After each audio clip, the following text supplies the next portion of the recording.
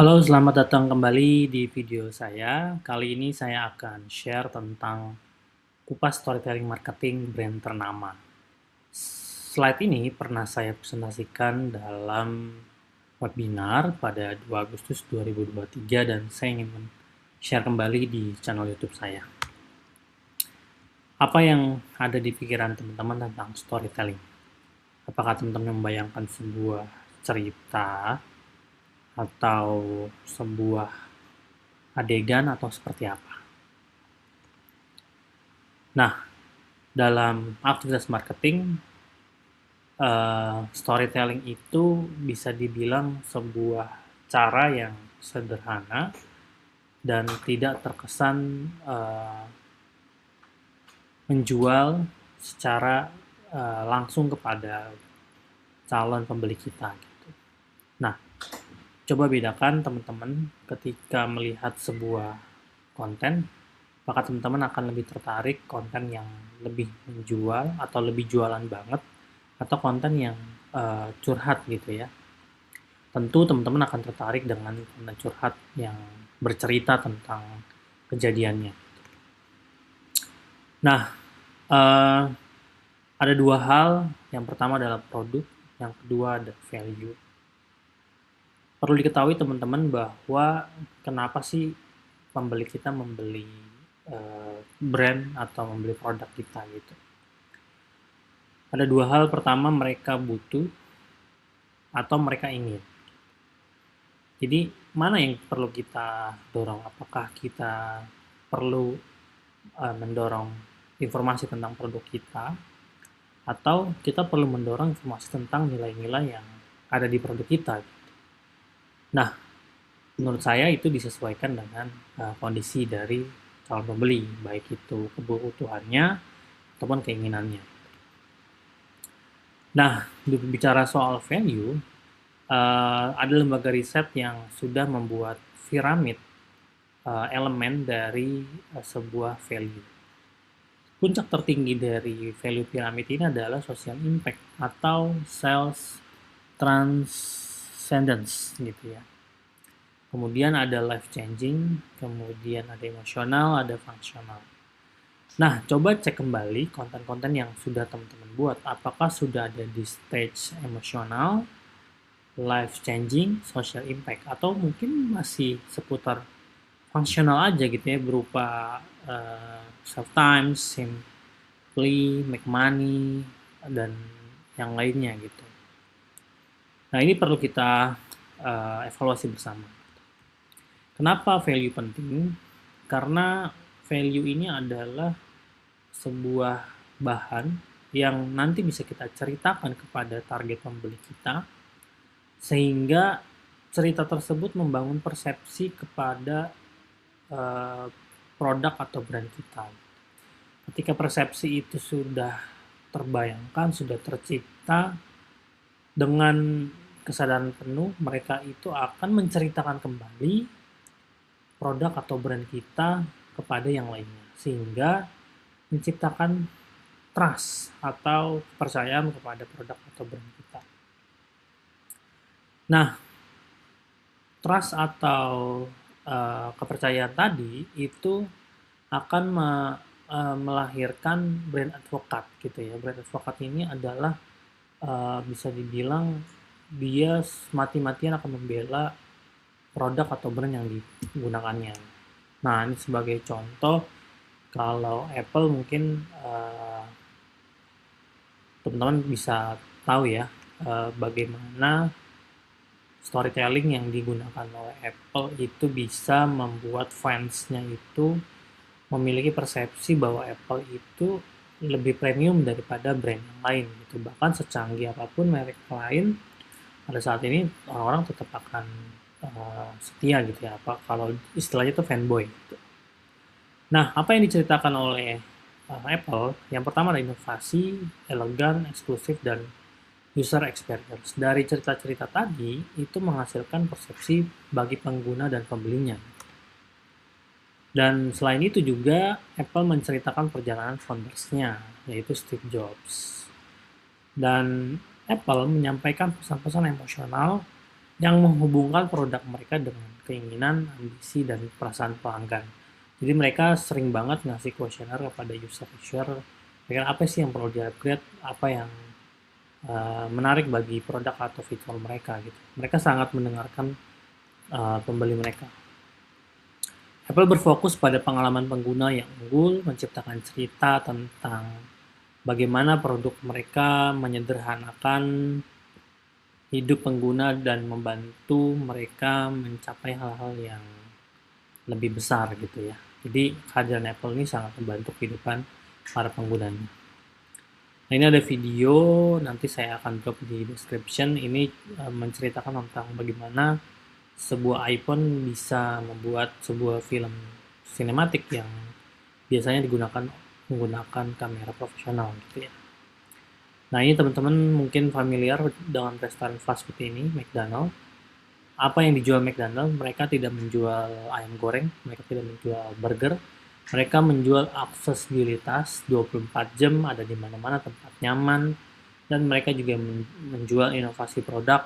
Mungkin kalau teman-teman tahu, setiap 3 bulan akan ada promo-promo atau menu-menu yang unik, inovasi dari produk-produknya, dan user experience. Nah, McDonald menggambarkan momen-momen kebahagiaan, kebersamaan, dan kenangan manis dengan keluarga atau teman-teman melalui iklan dan kampanye mereka. Mereka bercerita bahwa produk atau tempat mereka tuh menjadi uh, family banget lah. Dan didukung dengan karakter McDonald yang itu relevan dengan cerita dari marketing McDonald. McDonald's seringkali meluncurkan kampanye tematik yang berfokus pada cerita tertentu, misalnya perayaan ulang tahun atau menyambut musim liburan. Nah, ini salah satu contohnya, salah satu kampanye di bulan Ramadan pada tahun itu menceritakan tentang sosok ayah. Teman-teman nanti saya drop di description. Nah, ini Nike. Nike juga teman-teman familiar dengan icon checklistnya ini. Apakah Nike menjual sepatu? Tidak. Nike menjual inovasi, inspirasi, dan pengalaman penggunanya. Mereka menampilkan atlet-atlet yang berdedikasi tinggi dan berjuang untuk meraih kesuksesan dengan pesan-pesan yang memotivasi tentang tekad, kegigihan, dan semangat juang. Selain itu juga merangkul momen-momen emosional seperti kisah-kisah kegagalan, perjuangan, dan ketekunan. Jadi Nike di sini tidak menjual sepatu, tapi menjual cerita keberhasilan dari seorang atlet yang itu terus nempel sampai saat ini, dan itu menginspirasi banyak orang, dan orang ingin menggunakan sepatu mereka karena ingin seperti para atlet tersebut gitu, seperti Michael Jordan, Serena Williams, LeBron James, dan banyak lagi yang menjadi wajah dari brand Nike ini. Kemudian dengan tagline-nya Just Do It juga mendorong bahwa brand ini mendukung teman-teman untuk bisa udah bergerak aja bareng Nike, menggapai impian yang teman-teman miliki seperti yang sudah digambarkan oleh atlet-atlet mereka. Nah ini juga videonya saya akan drop di deskripsi, dan ini ada Coca-Cola.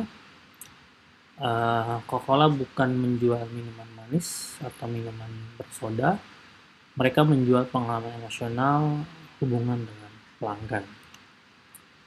Coca-Cola menyampaikan pesan yang menyentuh hati seperti persahabatan, cinta, kebahagiaan, dan semangat persatuan. Gitu.